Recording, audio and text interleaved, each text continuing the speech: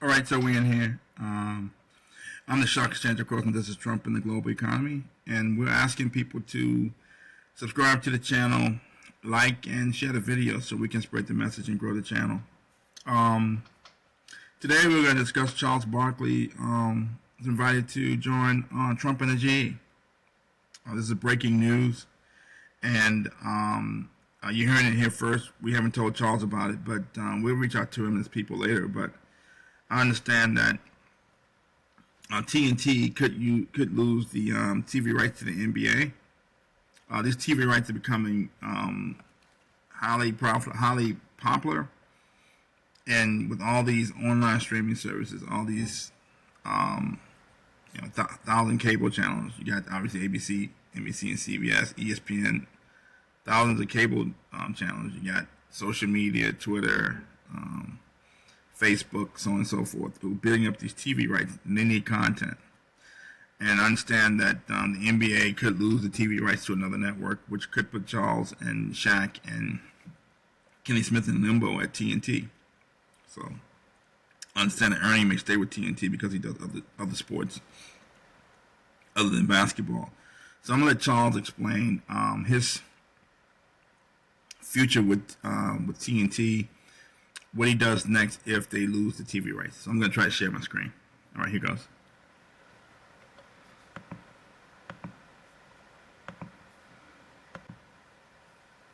What is the future of NBA on TNT, your show?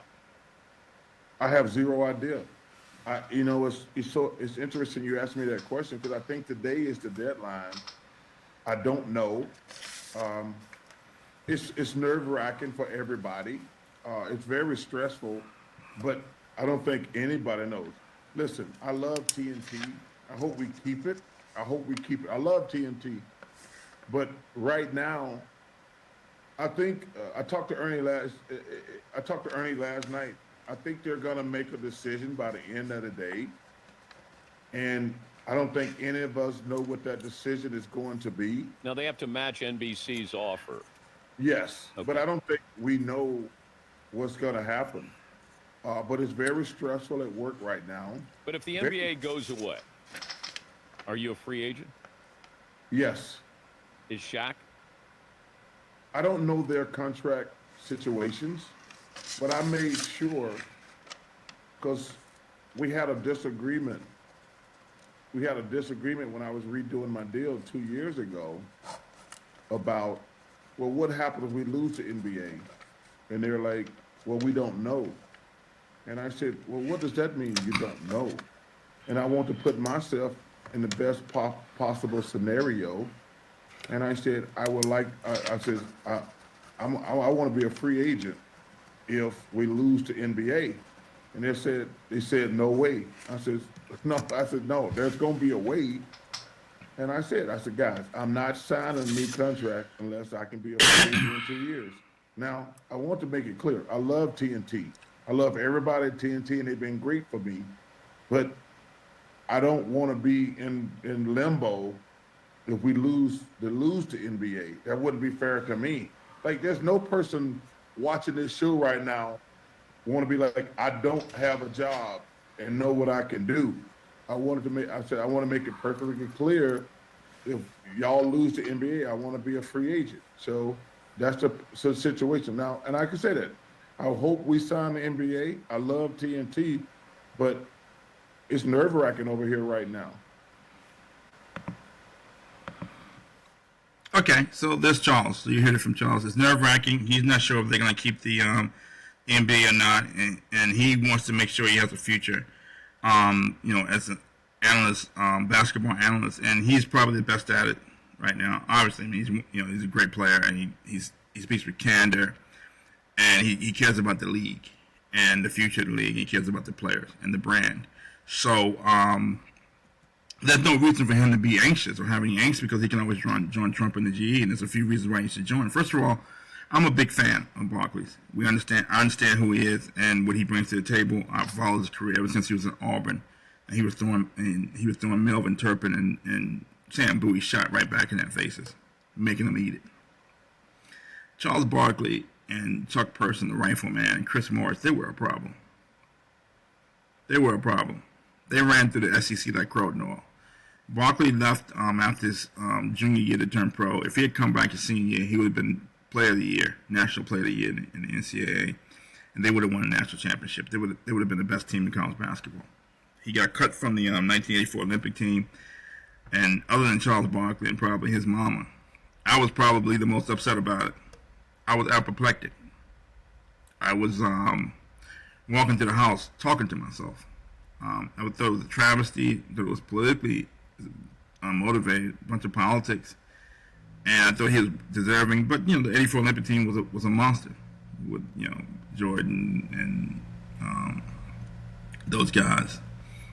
They were a monster, but Barkley was deserving to be on that team. So I understand what he brings to the table. Secondly, we have a great relationship.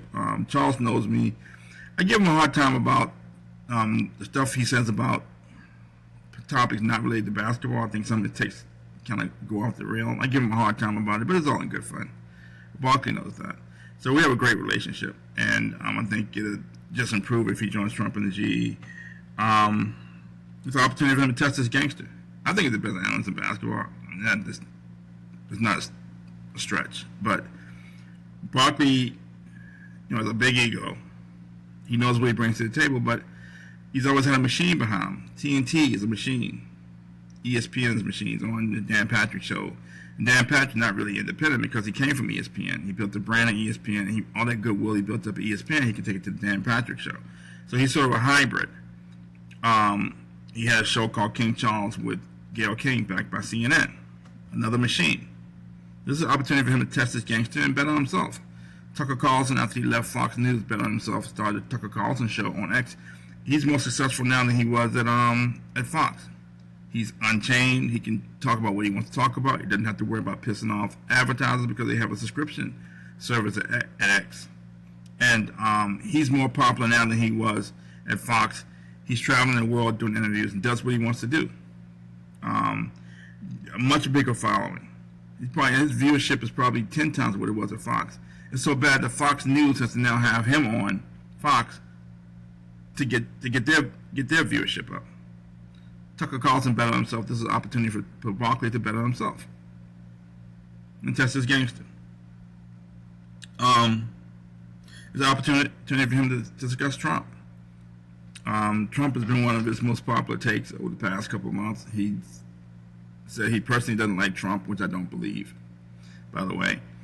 He said he wants to punch Trump supporters in the face, or MAGA supporters in the face.